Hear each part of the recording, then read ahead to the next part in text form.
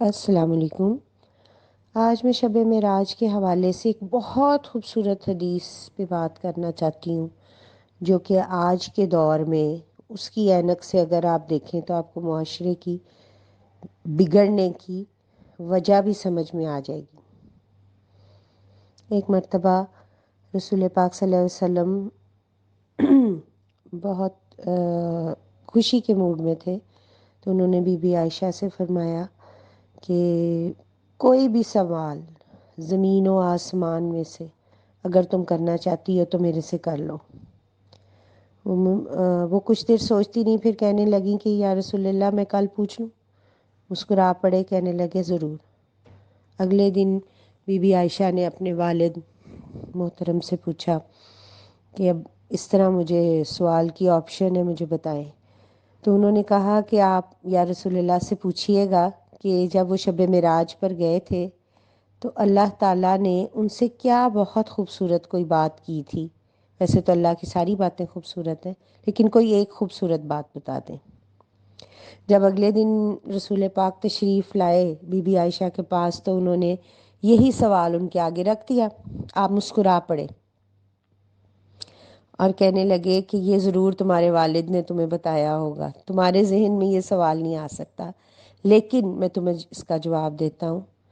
جب میں شب معراج پہ اوپر اللہ کی بارگاہ میں حاضر ہوا تو اللہ نے جہاں اور باتیں بتائیں وہاں یہ بھی کہا کہ اگر کسی ایک انسان کو کانٹا چبھے اور اسے درد ہو اور دوسرا اس کو محسوس کر لے تو میں دونوں کو بخش دوں گا۔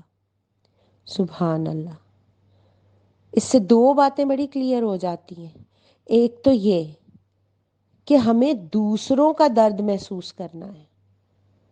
آپ یہ دیکھیں کہ آج جو ہم جوتے کھا رہے ہیں پوری قوم میں، دنیا میں، وہ کیا ہوا ہے کہ ہم لوگ ایک دوسرے کا درد محسوس نہیں کرتے۔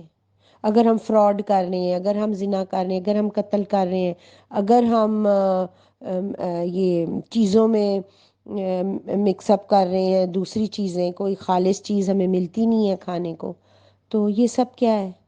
کیونکہ ہمیں دوسروں کا بالکل کوئی فکر نہیں ہے کہ یہ چیز کھانے ہماری ملاوٹ کرنے سے دوسرا کوئی مر بھی سکتا ہے، کچھ بھی ہو سکتا ہے۔ ہمارے اس طرح کرنے سے دوسرے کا حق ہم کھا رہے ہیں، ہمیں دوسرے کی پین فیل نہیں ہو رہی۔